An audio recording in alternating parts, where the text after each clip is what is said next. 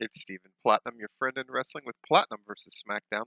This is from July 30th, 2021.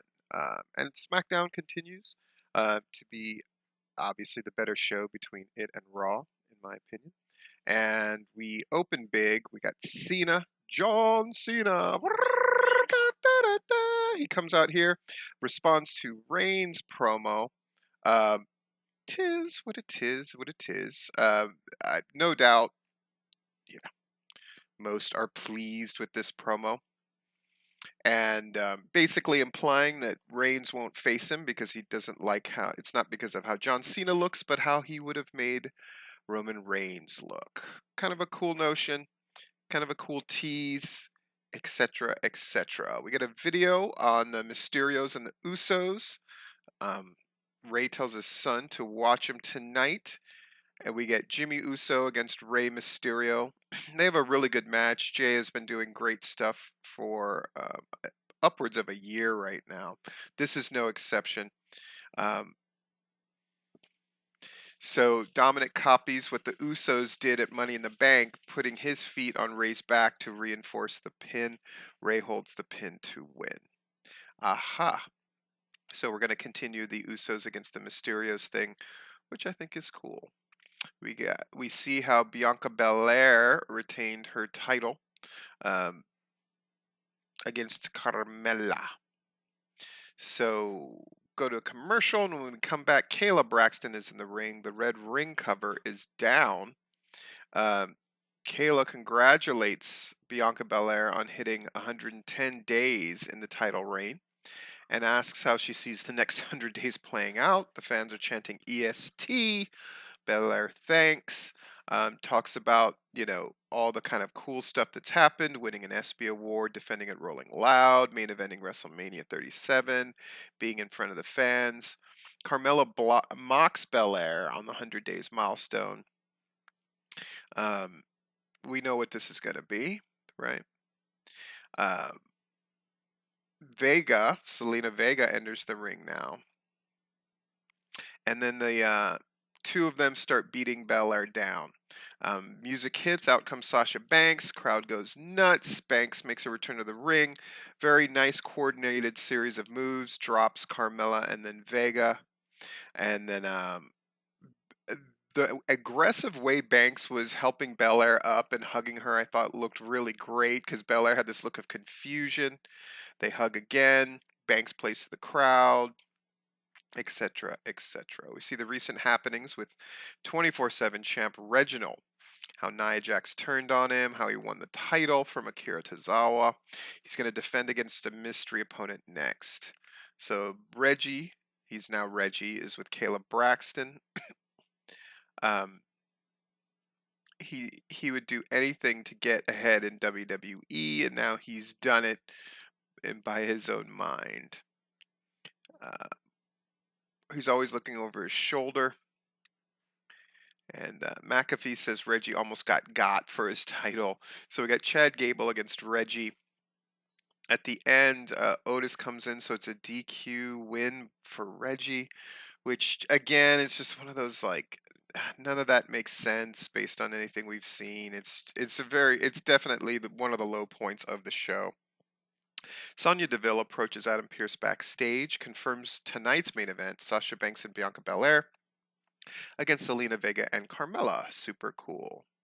They're not advancing a lot of stuff for the future, though, which is not like SmackDown, but they're about to correct that. We got a SummerSlam contract signing. Yeesh. Finn Balor, Reigns enters. They do their thing. Roman sucks chant goes up. Baron Corbin suddenly attacks Finn Balor from behind, slams his head into a table, tosses the contract. Corbin destroys Balor, takes him to ringside, throws him against the announce table.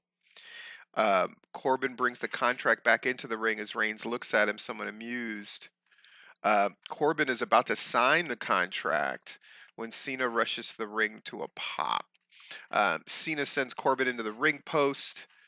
Cena picks up the SummerSlam contract up and looks it over. Reigns is mad watching Cena. He grabs a marker and signs his name to the contract. He shows the camera how he has inked the contract, making the match official with Reigns for SummerSlam. Um, very WWE.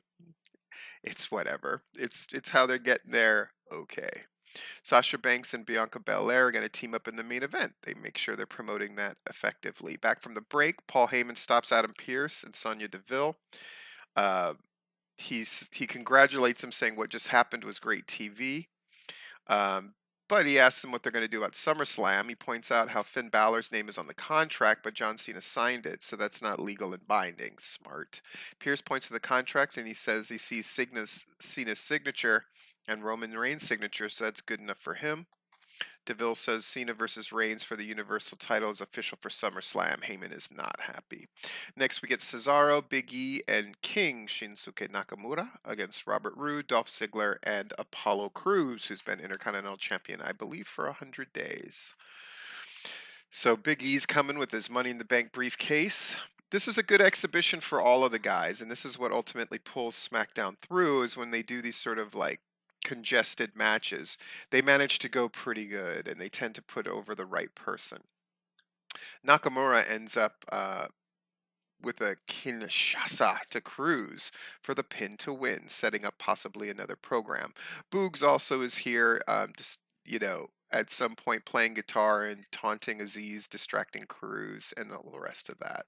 That's something else that happened. The baby faces celebrate, the fans cheer. We see what happened between Seth Rollins and Edge. Here comes Edge to a big pop. He poses, all that kind of good stuff. Back from the break, and a hyped up Rollins is in the ring now, not Edge. We see what happened during the break as Rollins attacked Edge from behind on the ramp. Why they wouldn't have showed that is strange. Rollins destroyed Edge and hit him with a camera as he tried to get back up. Cole says Edge was helped to the back after the attack. He tells Rollins, that is, tells the fans to shut up. He's not ashamed. It was a hard thing to do, but the right thing to do. The fans chant, "We want Becky." For Becky Lynch, I would assume. Rollins says he's the rightful heir to the Universal title, and if he can't be champion, neither can Edge. All right. Sasha Banks and Belair are going to team up in that main event. They promote it yet again. Back from the break, we see what happened at the contract signing. Finn Balor versus Baron Corbin is official for next Friday. Okay, so see, they really caught fire and started promoting next week's show and SummerSlam and all the rest. So we get Sasha Banks and Bianca Belair against Carmella and Zelina Vega. It's what you would expect. Banks, catches Carmella in the backstabber, and the bank statement wins. And then afterwards, drops Belair with the backstabber as well. Banks grabs the title and drops it, but drops it to hit Belair with a bunch of right hands. Some fans in the crowd are obviously shocked. Camera focuses on them, which is a nice bit of business there. Shoves the title in Belair's face, talks trash, then goes back to beating her in the corner. She drops Belair with a tornado DDT, applies the bank statement in the middle of the ring. Belair screams out as the referee tries to break the hold. Banks raises the SmackDown Women's title, which looked really great. That's why I put that picture there. The boos get louder, and we go off the air. Great stuff all around. Except for that horrible 24/7 title match. Yeesh.